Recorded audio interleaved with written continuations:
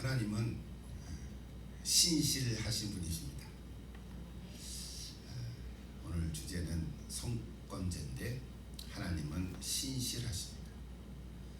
이 신실하다는 우리 한국말은 영어로 하면 faithful 이렇게 씁니다. faithfulness, faithful.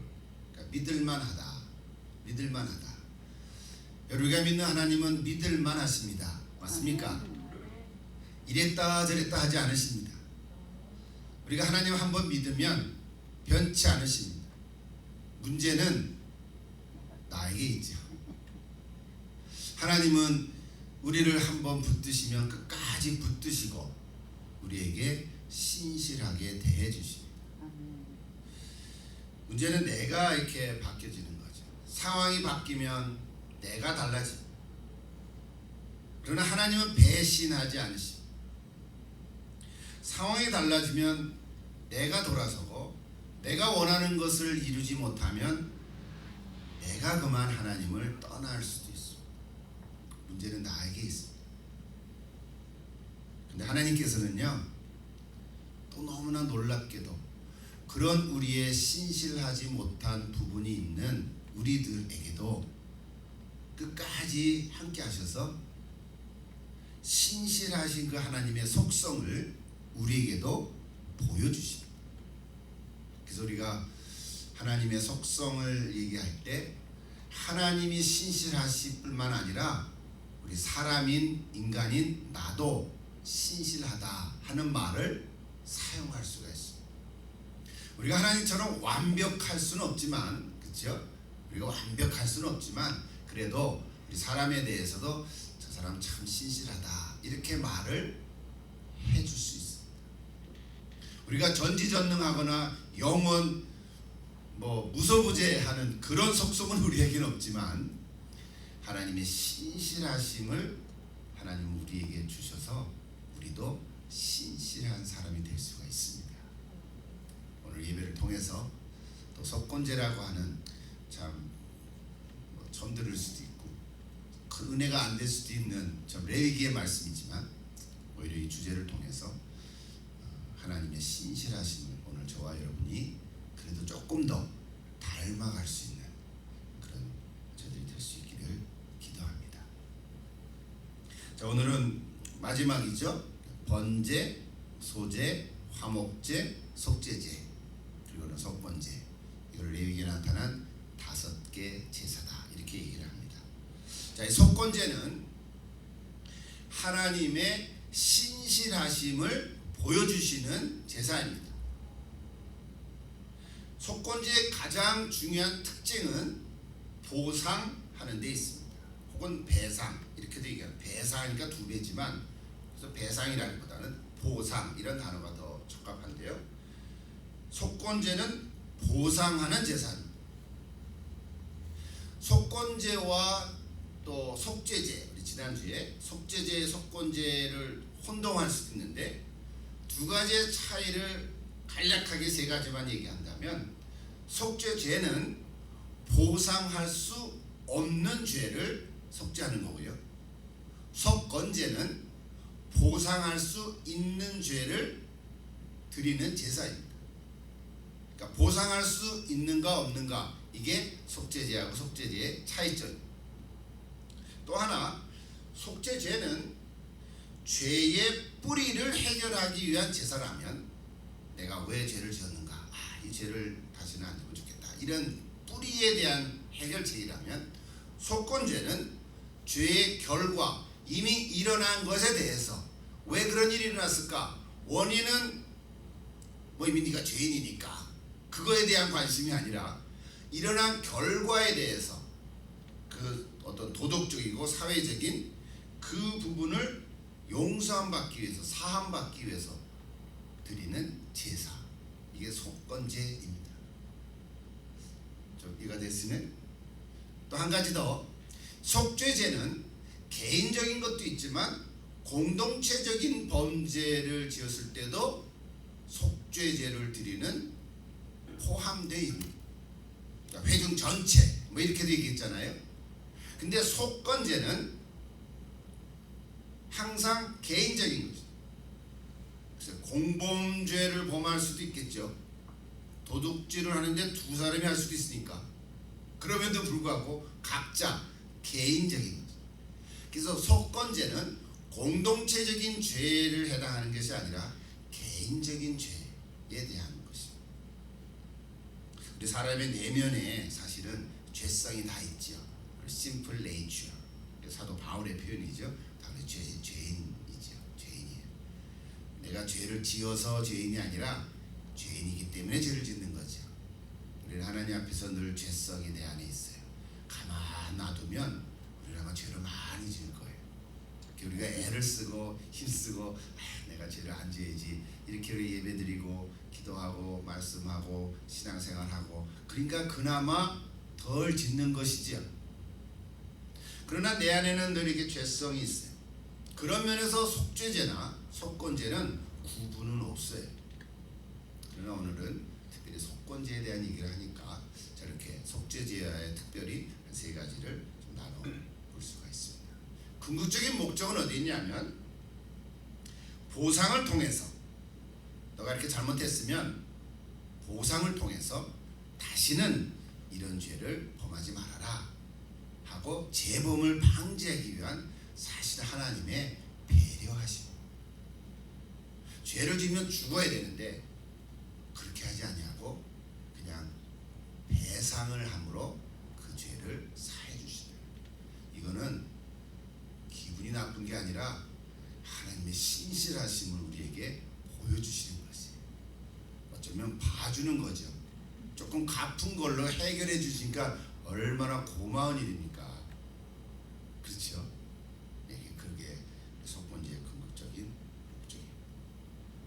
자, 이제 조금 더 속건죄에 대해서 좀 구체적으로 좀 들어가고 싶습니다. 속건죄는 크게 두 가지 경우에 해당합니다. 첫째는 성물, 하나님의 성물 그렇게 표현하죠. 하나님의 성물에 대해서 죄를 범했을 경우에. 그다음 두 번째는 사람에게 손해를 끼쳤을 경우에. 크게 두 가지 경우에 해당할 때 속건죄를 드립니다. 여러분 성경을 아까 다 읽었습니다만 레위기 5장 15절에 보면 누구든지 여호와의 성물에 대하여 그렇게 됐죠. 여호와의 성물에 대하여 부지 중에 범죄하였으면 일부러 그럴 수도 있지만 부지 중에라고 해도 성경에 그런 기록들이 가끔 많이 나옵니다. 그죠? 언약궤를 그냥 부지 중에 만졌다가 즉사하는 경우도 있고요. 그런 경우들도 있어요. 그러니까 여호와께 속건죄를 드리되 얘가 지정한 가치를 따라서 성소의 세겔로 몇 세겔 은 세겔이라는 게 화폐 단위니까 은에 상당한 흠 없는 순양을 양떼 중에서 끌어다가 속건죄를 드리라. 그러니까 하나님의 성물을 범할 경우에는 순양 한 마리를 드리라는 거예요. 그게 제물이에요. 여러분 성물이라는 게 글자 그대로 보면 거룩한 물건이잖아요. 홀리스, 거룩한 물건. 근데 성경에는요, 이 거룩한 물건에 대해서 두 가지로 설명해요. 하나는 성소의 비품들. 우리 요즘으로 얘기하면 예배를 드리기 위한 강대상, 그렇죠? 마이크, 의자, 이런 게 다 성물에 해당하는 게 그때 당시로 보면. 지금 우리가 이걸 갖고 성물 그렇게는 얘기 안 하잖아요. 그렇죠? 물론 우리가 예배당이니까 깨끗하게 쓰고 거룩한 마음을 가지고 우리가 하나님께 예배드리는 장소인 건 사실이지만 우리 구약에 나오는 지금 성막에 대해서 이 성소, 성물 그런 개념하고는 조금 차이는 있지만 어쨌든 오늘 여기는 성소의 비품들, 제사장의 옷도 포함되어 있고요.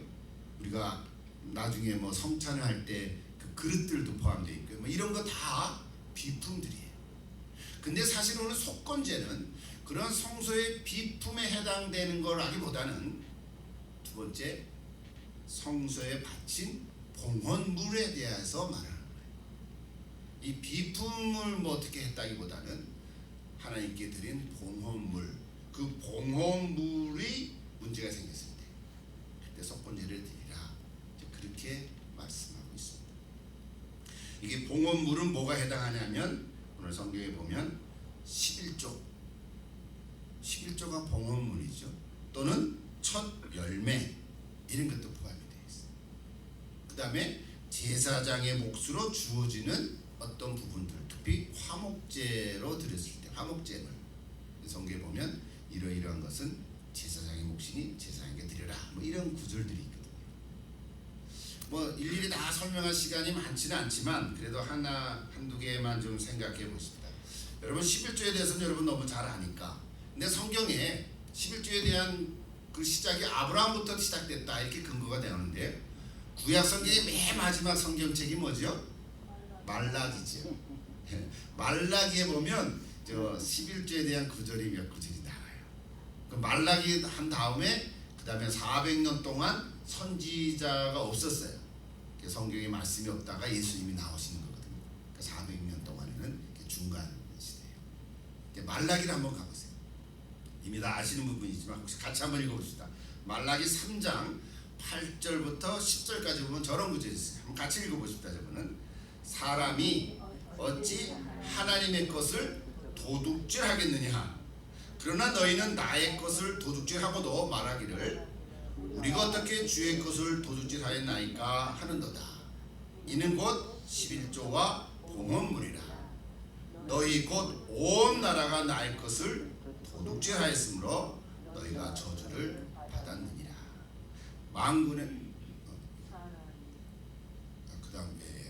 만군의 여호와가 이르노라. 너희의 온전한 11조를 창고에 들여 나의 집에 양식이 있게 하고 그것으로 나를 시험하여 내가 하늘문을 열고 너에게 복을 쌓을 곳이 없도록 붙지 아니하나 보라. 저는 어떤 면에서 이렇게 설교를 할 때 11조에 대한 설교를 거의 집중적으로 한번 한 적이 없는 것 같아요. 근데 뭐 오늘 저 구절이 나왔으니까 어떤 분은 저 구절 가지고 11조에 대해서 강조하는 그런 설교를 한 거 제가 들어본 적도 있어요. 근데 부담이 돼 있으시기도 하죠. 근데 오늘 말씀의 초점은 속건제인데, 속건제의 문제는 성수에 드린 봉헌물이라는 거예요. 봉헌물 중에는 11조가 해당되는 거예요. 근데 말라기에 보면 말라기는 이스라엘 백성들이 포로로 잡혀갔다가 다시 귀환한 이후에 맨 마지막에 쓰여진 선지자 말씀이잖아요. 그러니까 오늘 저기 보면 너희 곧 온 나라가 나의 것을 도둑질했다고 한 것은 지금 출애굽 당시에 레위기에 주신 말씀 시대가 아니라 한참 지난 다음이죠, 그죠? 한참 지난 다음에 이스라엘 역사 속에 뭐 솔로몬 왕, 다윗 왕 다 지나서 남과 북이 갈라지고 범죄하고 이방 민족 섬기고, 그 다음에 하나님께 11조도 다 잊어먹고 안 드리고, 한두 사람이 안 드린 게 아니에요. 레위 자손들도 안 드리고, 레위 자손들도 백성들이 11조를 안 내니까 레위 자손들도 먹을 곳이 없어가지고 레위 자손들도 가서 일도 하고 막 엉망진창인 그런 이스라엘 역사를 지내온 거란 말이에요. 그 후에 포로에서 돌아온 이후에 말라기 선자가 저 말씀을 드리는 거예요. 그래서 여기 사람이 어찌 하나님의 것을 도둑질하겠느냐. 이스라엘 백성들이 우리가 어떻게 하나님의 것을 도둑질했습니까? 너희가 11조를 안 낸 게 그것이다. 여러분 혹시 11조를 안 내는 분께서 하나님 걸 도둑질했다고 이렇게 직접적으로 얘기하는 건데, 근데 우리 신약 성경에 가면 조금 다른 의미가 있어요. 근데 오늘 일단 저 말씀을 그대로 우리가 받으면 내가 하나님 앞에 온전한 11조를 하나님께 드릴 수 있는 여러분 되기를 기도합니다. 이게 마지막 10절에 보니까 만군의 여호와가 일어나 너희 온전한 11조를 창고에 드려. 이 창고는 어느 창고일까요? 하나님의 창고죠. 여러분 하나님의 창고가 11조를 들어서 하나님이 가득 차는 그 하나님이 우리의 11조를 가득 채워가지고 뭐 하시겠어요? 그런 의미가 아닌 거예요. 너의 중심을 보고 이게 하나님의 것이구나, 내 거가 아니구나. 그래서 하나님께 드릴 때 그 다음 뭐예요? 그것으로 나를 시험하여. 하나님 시험하시네. 내가 하늘문을 열고 너에게 복을 쌓을 곳이 없도록 붙지 않나 시험해봐라. 이런 구절이 되어 있어요. 여러분 11조에 대해서 시험 들지 않기를 바라고요. 내가 하나님께 하나님의 것을 다 바치는 그런 봉헌의 그런 은혜가 있기를 기도합니다. 또 하나 있었죠. 봉헌물 속에는 뭐가 있었냐면 여기 보니까 첫 열매라는 단어가 있었어요. 아까 기억해요? 첫 열매. 이 첫 열매에 대해서도 할 말이 많지만 그 성경 구절 인용하는 걸로 이제 좀 끝날게요. 여기 보면 출애굽에 보시면 저런 구절이 있어요. 출애굽 23장에 보시면 맥추절을 지키라. 이는 얘가 수고하여 밭에 뿌린 것의 첫 열매를 거두니라. 그렇죠? 첫 열매. 요즘 우리 시대에서는 가을에 첫 열매를 거두죠. 봄에 씨를 뿌리면 가을에 이제 농사 수확을 하잖아요. 그 첫 열매를 하나님께 드리라. 그런 의미인 거죠. 또 수장절을 지키라. 이거는 이제 저장하는 거죠.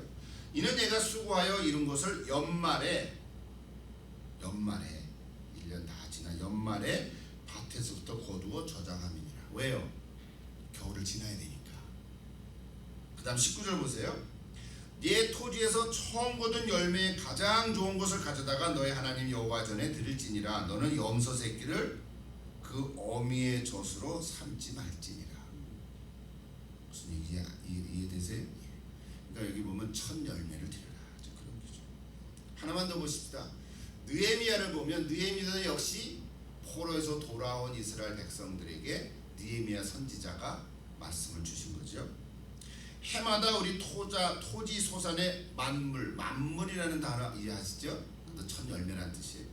각종 나무의 첫 열매를 여호와의 전에 드리기로 하였고, 이거는 뭐 채소 밭에서 이룬 수확물만 아니라 그 다음 36절에 보면 또 우리 맏 아들들과 사람도 장남 하나님께 드려라. 이제 그런 얘기예요. 가축의 처음 난 것, 소와 양의 처음 난 것을 율법에 기록된 대로 우리 하나님의 전으로 가져다가 우리 하나님의 전에서 섬기는 제사장들에게 주고, 그다음 37절 또 처음 익은 미레가루와 거제물과 각종 과목의 열매와 새 포도주와 기름을 제사장들에게 가져다가 우리 하나님의 전에 여러 방에 두고, 또 우리 산물의 11조를 레위 사람들에게 주리라 했으니 이 레위 사람들은 우리의 모든 성읍에서 산물의 11조를 받는 자임이니라 그랬어요. 레위 자손들은 기업이 없잖아요. 그죠? 자기 땅이 없다. 농사 지을 수 있는 게 아니라 12지파에 다 흩어져서 제사 드리는 일을 담당했기 때문에 그 지파에서 백성들이 11조를 드리는 것을 레위 지파 사람들이 생활하는 거로 썼거든요. 그게 이제 그때 당시 얘기였어요. 자, 그냥 지나가죠. 오늘 우리가 얘기하는 속건제, 첫 번째는 성물 중에 11조 첫 열매, 이런 얘기를 했어요. 뭐 성경에 있는 말씀을 소개했으니까 그냥 어떤 지식이라고 생각할 수 있지만, 여러분 저 말씀을 듣고 내 마음속에 내가 하나님 앞에 처음으로 열매를 얻은 거, 이게 뭐 제 얘기를 해서 그런데 제가 처음으로 청년 때 공식적으로 일을 해서 받은 소득에 대한 것을 하나님께 드린 적이 있어요. 그래서 우리 아이들에게도 너 처음으로 이제 학생 때는 돈 버는 게 없으니까 공식적으로 이제 일을 할 때는 하나님께 첫 번째로 받은 월급을 하나님께 드려라. 뭐 이런 얘기를 한 적이 있어요. 혹시 여러분 이미 다 지났죠, 그죠? 이제는 기회가 없어요. 여러분은 첫 열매의 기회가 없어. 그러나 여러분 자손들, 후손들에게 이것을 가르쳐 주시면 하나님께 여러분 자손 대대로 놀라운 하나님의 은혜가 있을 줄 믿습니다. 이건 단순한 기복적인 종교의 의미가 아니라 하나님의 말씀에 대한 어떤 신실함에 대한 반응이죠. 여기 봉헌물에는 또 하나가 있는데요. 제사장의 몫으로 주는 부분이 있다 그랬어요. 저거 그냥 성경 읽고 또 지나가죠. 자, 레위기 7장 32절에 보면 저런 구절이 있어요. 또 너희는 그 화목제물의 오른쪽 뒷다리를 제사장에게 주어 거제를 삼을지니 아론의 자손 중에서 화목제물의 피와 기름을 드리는 자는 그 오른쪽 뒷다리를 자기의 소득으로 삼을 것이니라. 오른쪽 뒷다리 뒷다리는 제사장 거래. 이거를 제대로 드려라 이거지. 그러니까 제사장에게 드릴 거를 깜빡 잊고 안 드렸거나 또는 자기가 먹어버렸거나 그러면 잘못했다는 거예요. 그럼 뭐 하라는 거예요? 속건제 드리라는 거예요. 아이고 참 별걸 다 하나님 말씀하시는 거예요 지금. 자, 이런 제사들에 대해서 말하는 궁극적인 하나님의 말씀의 목적은 뭡니까? 이스라엘 백성들에게 이 성물을 소홀히 여기지 말아라. 그거 있어요. 아까 얘기했죠. 소홀히 여기지 말아라. 성물을 소홀히 여긴다는 것은 하나님을 소홀히 여기는 것이다. 그렇게 얘기해요. 하나님을 제일 주기로 으뜸으로 삼아야 되는데 하나님을 제일 먼저 삼아야 되는데 그렇지 않다고 하는 거지. 그리고 너의 신앙 생활이 흐트러진다. 우선순위에 의해서 흐트러진다. 그것을 우리에게 교훈해 주는 거죠. 오늘 우리가 받는 교훈은 정성을 다해서 우리가 봉헌할 때 준비하고, 그렇죠? 최선을 다해서 더 철저하게 아무렇게나 하지 말라. 이런 교훈을 우리는 받을 수가 있습니다. 일단 크게 두 번째로 가보십시다. 성문에 대한 얘기인데 맞죠. 두 번째는 뭐였죠? 사람에게 손해를 끼쳤을 경우. 이건 좀 복잡한 얘기들이 많은데요. 그래도 오늘 성경 구절을 좀 제가 인용을 하면서 말씀을 드리겠습니다. 사람에게 손해를 끼쳤을 경우. 그게 뭐가 있을까요? 자, 오늘 성경을 한번 같이 보십시다. 레위기 아까 읽었습니다만 6장 1절부터 보면 저런 구절들이 있어요. 자, 아까는 그냥 멋모르고 읽었지만, 자, 요런 거를 보고, 아, 속건제를 드리는 경우가 성물이 있고, 또 하나는 사람에게 해를 끼쳤을 경우. 이게 6장에 나와요. 다시 한번 제가 볼게요. 여호와께서 모세에게 말씀하시되 누구든지 여호와께 신실하지 못하여 범죄하되, 그다음 보세요. 곧 이웃이 맡긴 물건이나 전당물을 속이거나. 그때 당시에도 전당포가 운영이 됐던 것 같아요. 너무 돈이 없으니까 내가 갖고 있는 결혼할 때 받은 뭐 반지를 전당포에 맡기는 거예요. 그래서 그 제대로 된 가격이 아니죠, 그죠? 뭐 반 받으면 만을 받겠지. 뭐 10분의 1 받을 수도 있고. 그 전당포 주인 마음대로지. 줄 만큼 주는 만큼 주는 거지. 그런데 전당포에 맡긴 물건을 내가 반지를 맡겼는데 나중에 찾으러 갔더니 그 반지 없어져서 이 다른 반지 가져. 이러면 안 된다는 거지. 썩이면 안 된다. 참, 밤에 별걸 다 말씀하세요 지금. 그 다음 또 뭐예요? 도둑질하거나 착취하고도 사실을 부인하거나 남의 이름, 이거 참 재밌죠? 남의 이름 물건을 줍고도 사실을 부인하여 거짓 맹세하는 듯. 길 가는데 뭐가 떨어져 있었어요. 돈이 한 뭉치 떨어져 있었어요. 그래서 아무도 보는 사람이 없어서 주웠어요. 근데 누가 와서 여기 좀 잃어버린 거 어떻게 혹시 찾았냐? 모르겠다, 못 봤다고.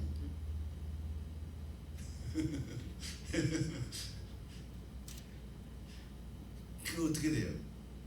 근데 CCTV가 있었어. CCTV 확인해보니까 지가 자주 그거 확인했어. 얼마나 창피할까, 그죠?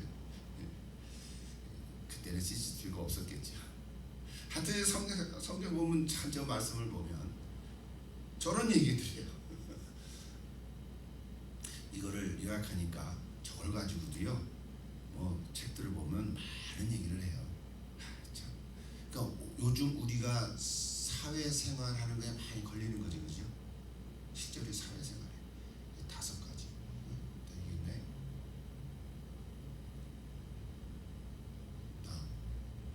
그 다음에 얘기죠. 자, 범죄하면 이는 저를 범하였고 죄가 있는 자니 그 훔친 것이나 착취한 것이나 맡은 것이나 이런 물건을 주운 것이나 그 거짓 맹세한 모든 물건을 돌려보내되 곧 그 본래 물건의 5분의 1을 더하여 5분의 1은 20%죠, 그죠? 20%를 더 얹어서 돌려주라는 거죠. 이게 속건제. 이제 5가지를 이제 제가 이렇게 5가지를 정리했어요. 제가 저거를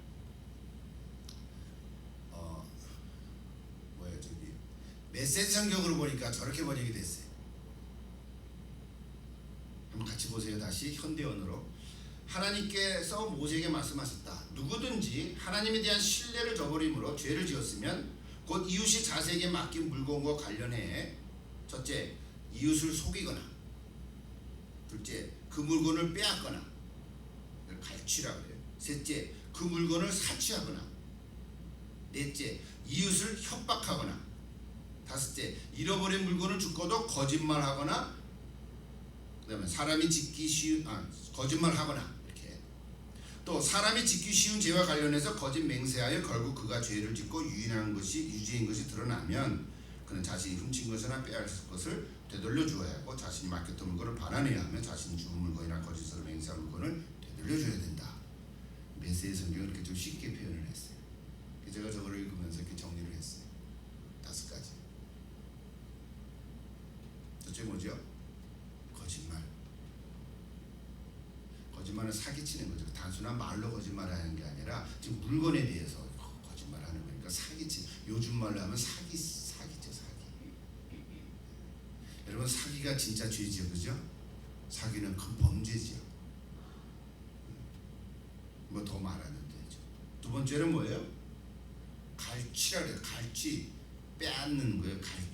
갈취는 좀 으름장을 놓아가지고 억지로 빼앗는 거예요. 억지로 빼앗는 거 갈취하는 거예요.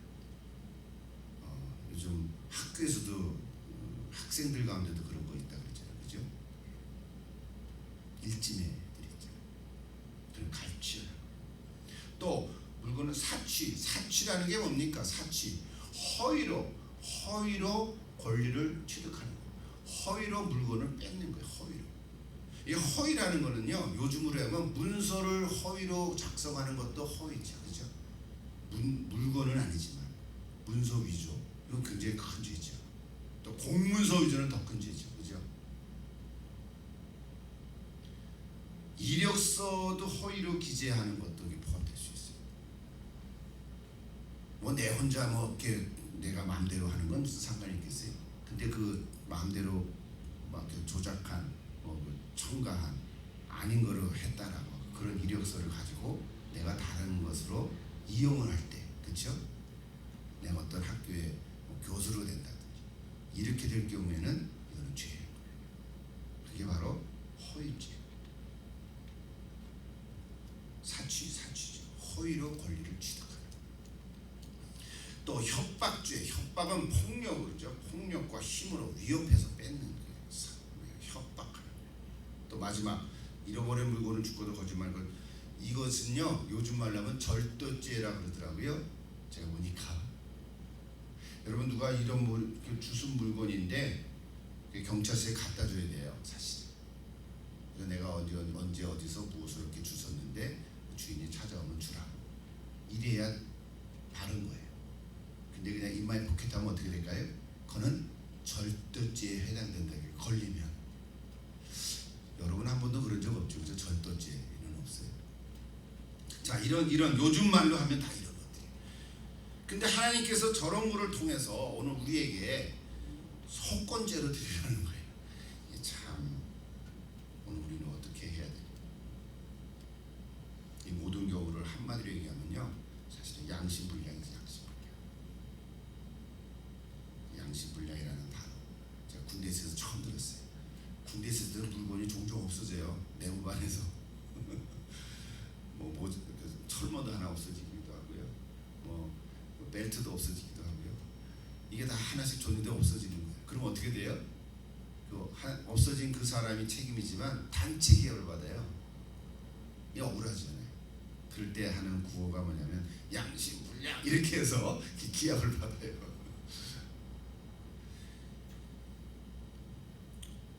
웃돈을 붙여서 손해를 배상하게 하고 순양을 제물로 드리게 하지만 죄를 자복하게 하는 거죠.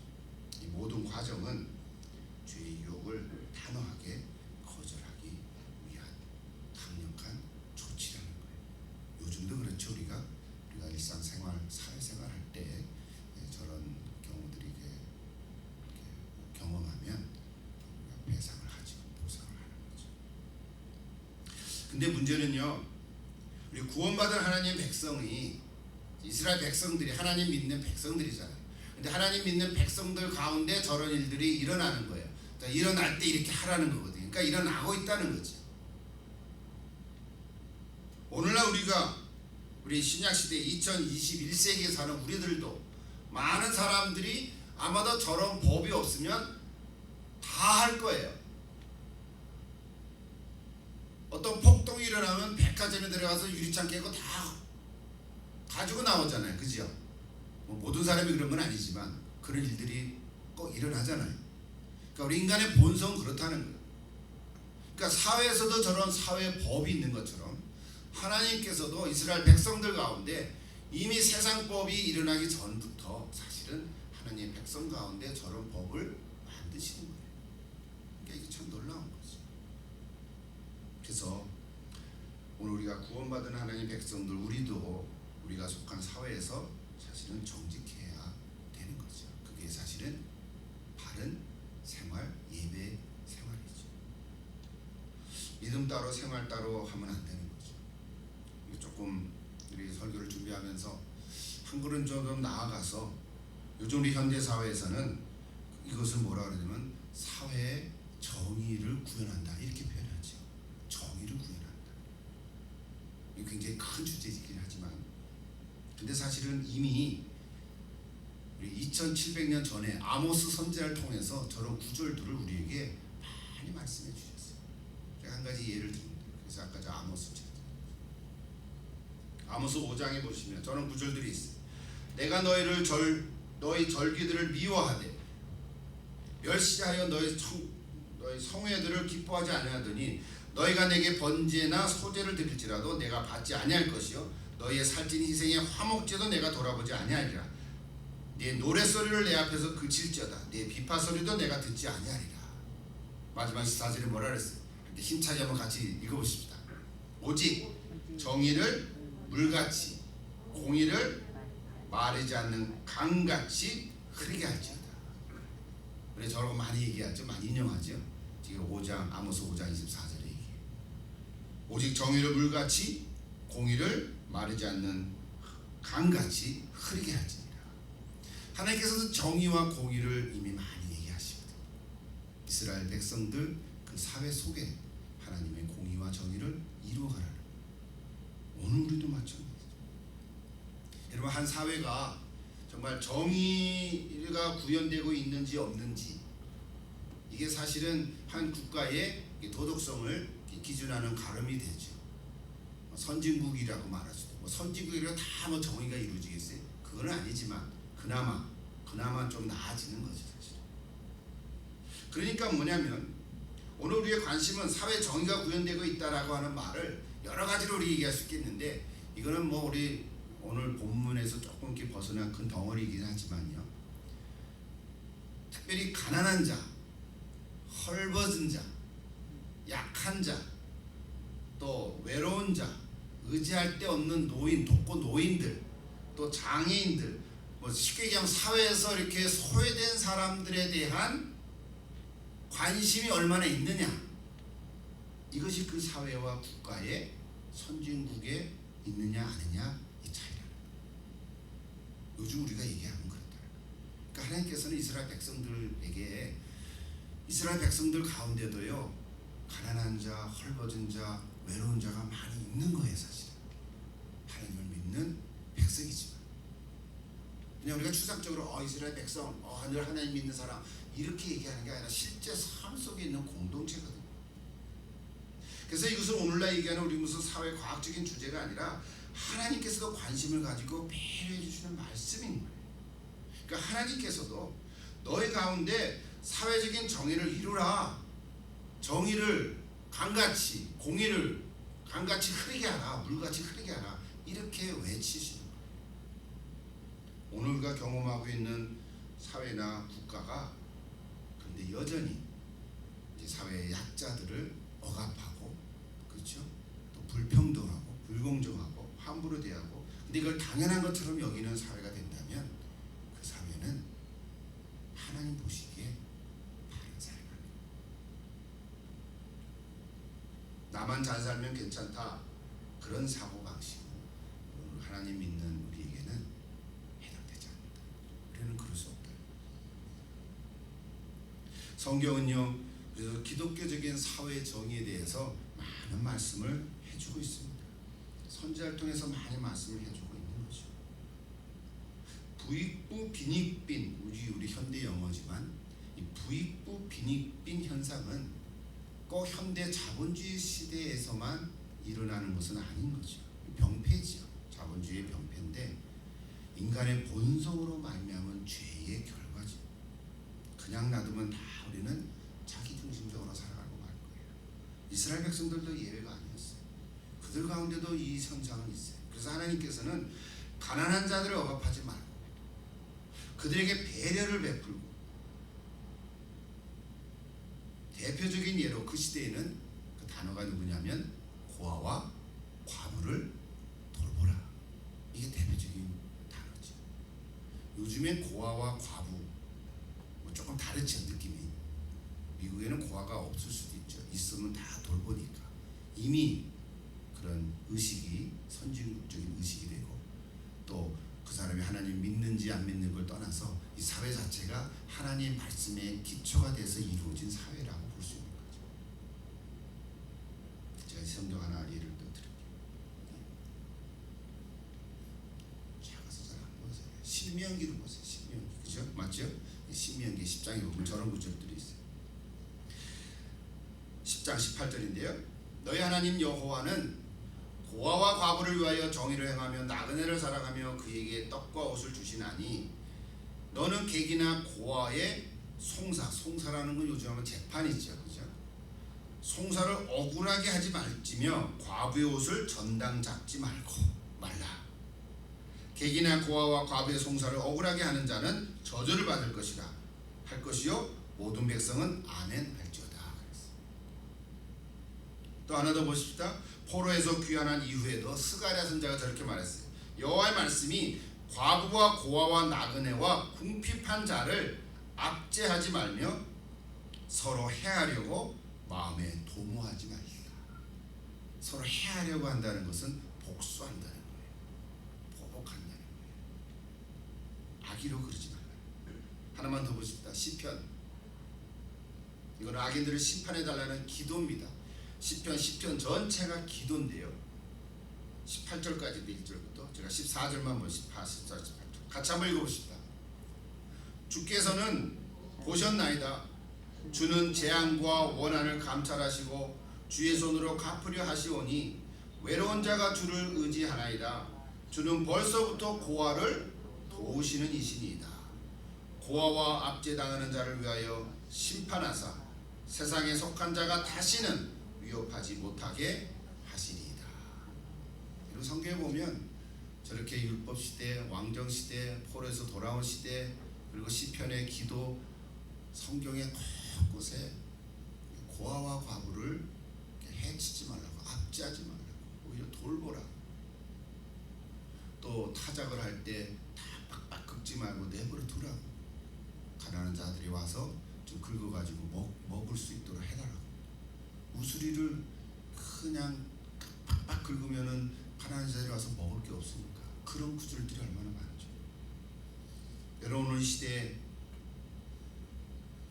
이 시대에 이런 얘기를 하면 얼마나 많은지 모릅니다. 일용직 노동자, 미국에도 많지요. 한국에도 있고, 비정규직 노동자, 아르바이트 하는 사람들도 있고, 뭐 청년만 아르바이트 하는 게 아니에요. 어른들도 하잖아요. 농민, 소상공인, 자영업자, 우리 미국에서는 그렇죠. 이제 코로나 시대가 이제 거의 이제 마무리되고 2년이 지나서 정부가 혜택을 준다고 하지만 참 어렵고 여전히 그렇죠. 아직도 회복이 되려면 좀 어렵던 것 같아요. 그 사이에 또 인플레도 많이 나가고, 이런 가스비가 4분이 넘어갔죠, 그죠? 참 아무데도 어디 가지도 못할 것 같은 느낌. 사실 따져보면 토탈로 보면 많지는 않은데 느낌상 그죠? 4불, 와, LA는 6불까지 됐다는 정책도 들었어요. 오늘 우리 사회가, 우리 살아가는 우리 삶의 모습들이 이게 형편이 이게 쉽지가 않은 거예요. 근데 이게 다 그러는 거는 상관이 없는데 다 그렇지가 않단 말이에요. 기득권자들은 또 안 그렇거든. 그래서 권력을 사유하거나 또는 조작을 하거나 또 혈세를 마음대로 쓰거나 또 뭐 어떤 정책을 펼 때 정말 가진 자들을 위한 정책을 펴거나 이런 게 다 그냥 우리는 흔히 하는 우리 사회에서 듣는 어떤 소식들이지만 성경적으로 보면 그것이 다 하나님 시편에 볼 때는 다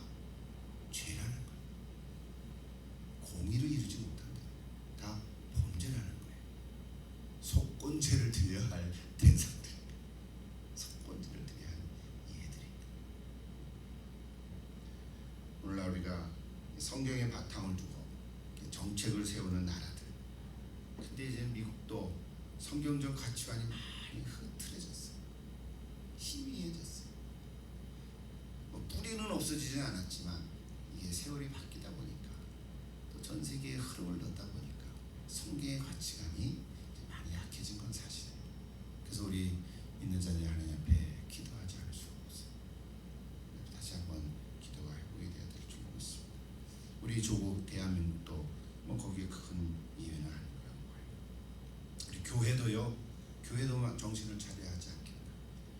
우리 하나님 믿고 전도해서 성도의 수가 많아졌다고 해서 또 예배당도 크게 졌다고 하지만 그 신앙 의식 속에 나만 잘 되고 나만 부자가 되고 나만 뭐 어려움이 없으면 됐다. 하나님 복 받은 거다.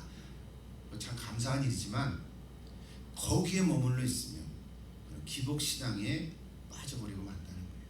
오늘 여기 깨어서 성숙한 신앙으로 나아가야 된다는 거죠. 그러니까 예수 믿고 천국 가게 된 것으로는 참 감사한 일인데 거기에서 머물러 있는 의식에서 이제 하나님께서 원하시는 공의와 정의를 구현하는 일에도 우리가 관심을 가져야 된다는 거죠. 오늘 특별히 속건제의 이 메시지를 통해서 이 주제가 우리 저와 여러분 다 마음에 다시 한번 좀 돌이켜보고 새겨주면 참 좋을 것 같아요. 여러분 성경 한 장 더 있는데 야고보서를 한다 맞습니까? 야고보서 1장. 야고보서 보면은 저런 얘기 다 많죠.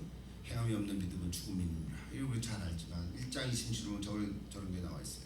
누구든지 스스로 경건하다 생각하며 자기 혀를 재갈무리지 아니하고 자기 마음을 속이면 이 사람의 경건은 헛것이라. 27절 같이 읽어보십시다. 하나님 아버지 앞에서 더러움이 없는 경건은 곧 고아와 과부를 그 환난 중에서 돌보고 또 자기를 지켜 세속에 물들지 아니하는 그것이니라. 자, 고아와 과부라는 저 두 단어가 물론 야고보서니까 1세기 예수님 당시에 이스라엘 백성들 유대의 배경에서 나온 얘기니까 구약에 있는 고아와 과부 그대로죠. 요즘 언어로 얘기하면 아까 우리 많이 얘기하는 소외된 많은 사람들을 얘기하는 거죠. 억울한 사람들도 포함하죠. 단순히 돈이 부족한 사람만 얘기하는 건 아니란 말이에요. 그러니까 그런 고아와 과부를 환난 중에서 돌보고 억울함을 당한 사람들도 많이 있을 거 아니에요. 그죠? 억울하게 재판을 받고 감옥에 갇혀 있는 사람들도 얼마나 많이 있겠어요.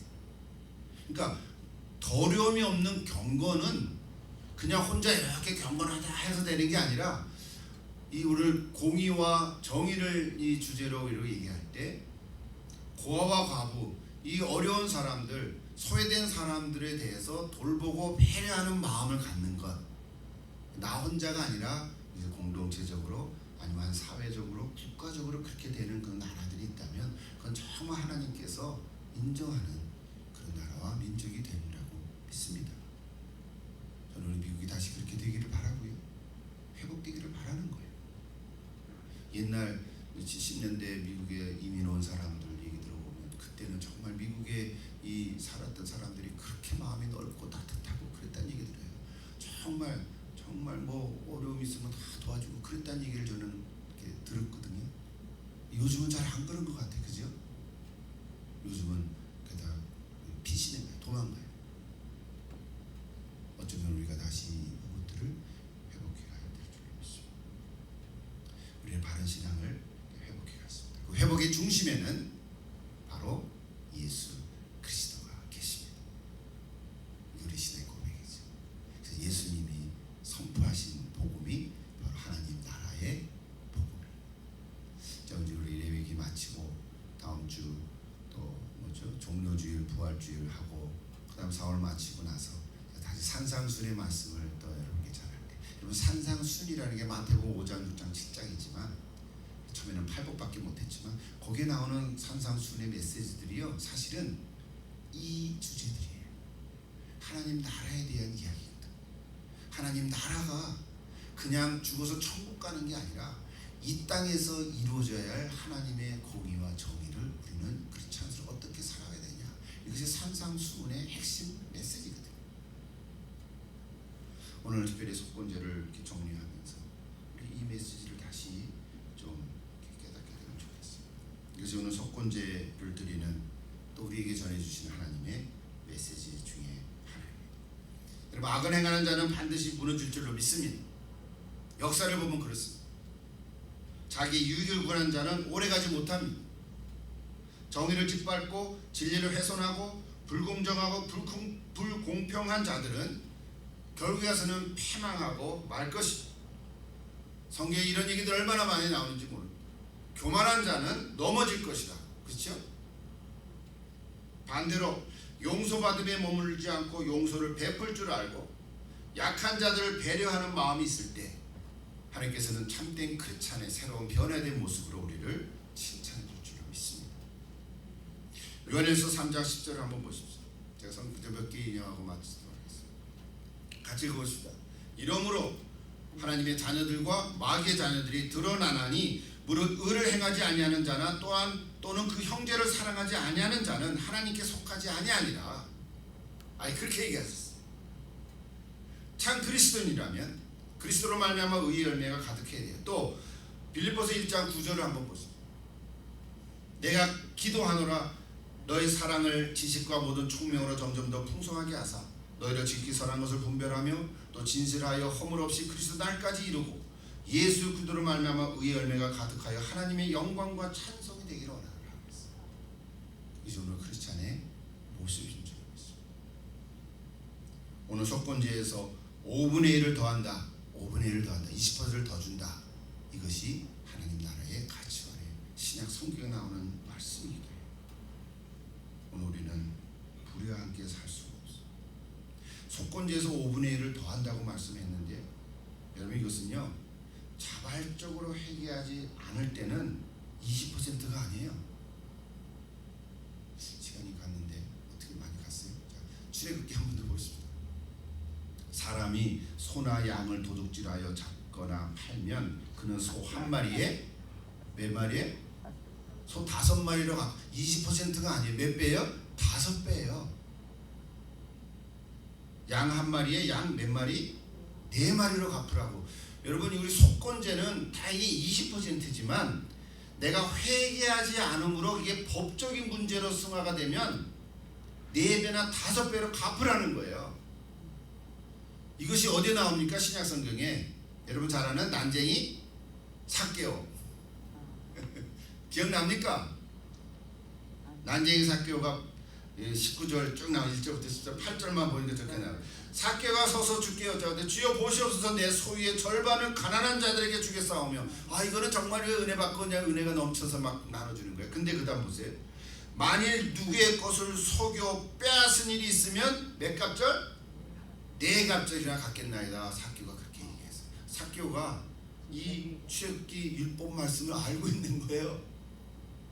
20% 배상이 아니라 보상이 아니라 4배 5배를 갚으라. 내가 스스로 깨닫고 갚을 때에는 20% 5분의 1이지만 하나님께서 직접 손을 보시면 5배 4배로 갚으라. 하나님의 뜻은 신실한 그리스도인으로 살아가라고 우리에게 말씀을 얼렁뚱땅 넘어갈 수가 없다. 마지막으로 하나 더 속건제 특이한 거가 하나 있어요. 사람이 하나님께 범죄하면 사람이 하나님께 범죄하면 먼저 제사를 드리고 다음에 보상하는데 사람이 사람끼리의 범죄로 손해를 끼쳤으면 성경은 먼저 배상하고 보상하고 그 다음에 제사 드리라고 되어 있어요. 이걸 제가 이렇게 읽으면서 참 놀라운 메시지가 하나 있는 거예요. 놀라운 메시지. 많은 경우에 사람들에게 손해를 끼쳤음에도 불구하고 어떤 사람은 하나님의 관계만 강조해서 하나님한테 용서를 받았어 그러면 됐어 이렇게 생각하는 경우가 참 많아요. 사회에서도 그렇지 않은데 오늘 하나님의 말씀은요 사회의 법보다도 훨씬 더 깊고 놀랍습니다. 그렇죠?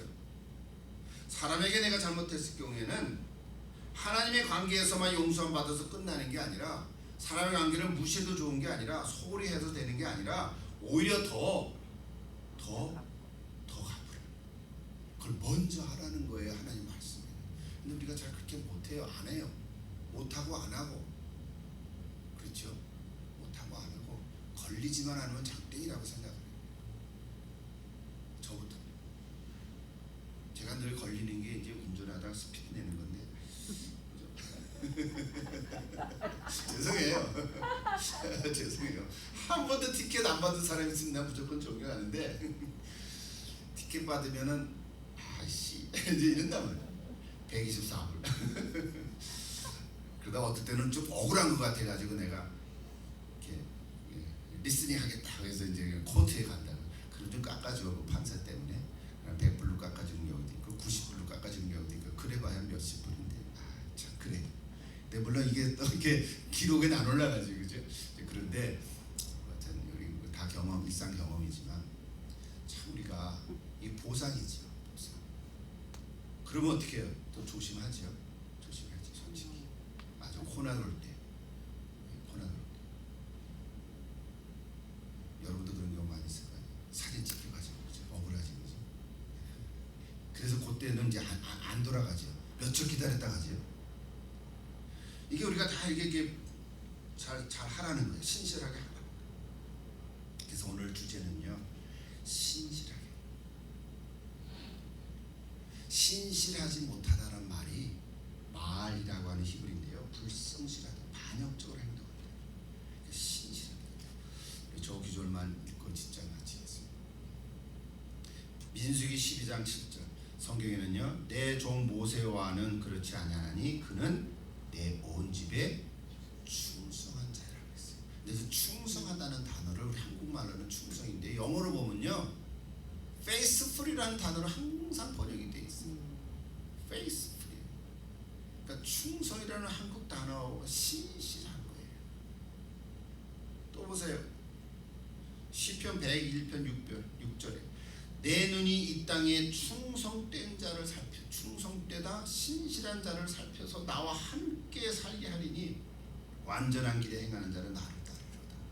얼마나 귀한 말씀. 근데 영어도 보면 faithful 그랬어요. The faithful 사람, 신실한 사람.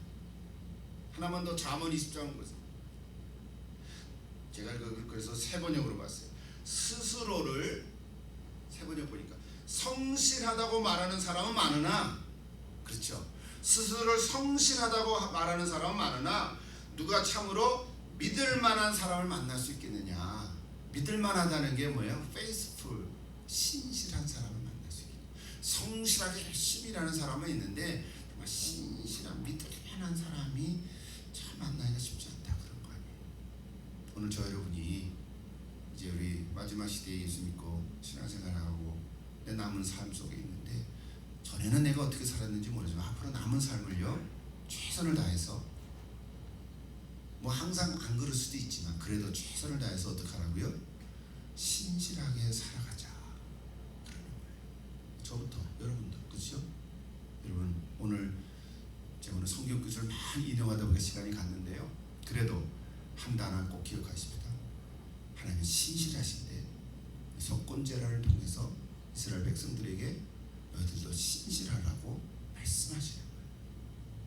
그 레위기 말씀을 듣는 오늘 저와 여러분에게도 하나님께서 우리에게 말씀하세요.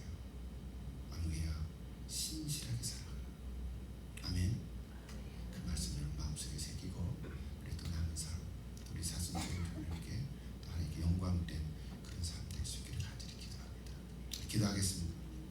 아버지 하나님, 오늘 이제 레위기의 5개 제사를 다 마치면서 이제 석곤제에 대한 말씀을 나눴는데 뭐 이것저것 복잡하게 많은 얘기를 한 것 같습니다. 그러나 한 가지 꼭 성경 구조는 아니다. 우리가 사회생활하면서 사회법이 얼마나 많은데 얼마나 복잡하고 많은 경우가 있는지 우리가 거기에 뭐 걸려들어 가지고 재판받거나 이런 경우는 거의 없겠지만 이미 하나님께서 이스라엘 백성들에게 이거에 준하는 말씀들을 이미 3,700년, 500년 전에 다 해주셨습니다. 오늘 우리에게 우리 예수 믿고 신앙생활하는 저희들 그냥 예수 믿고 구원받고 달랑 천국 가면 그걸로 만족하는 것이 아니라 실제 나의 삶 속에서 하나님 나라를 이루어가며 하나님의 공의와 정의를 이루어가는 그리고 내가 아니라 내 사회가 국가가 이렇게 될 수 있도록 우리가 기도하며 함께 나아가는 저희 다 될 수 있도록 축복하고 역사하여 주시옵소서. 예수님의 이름으로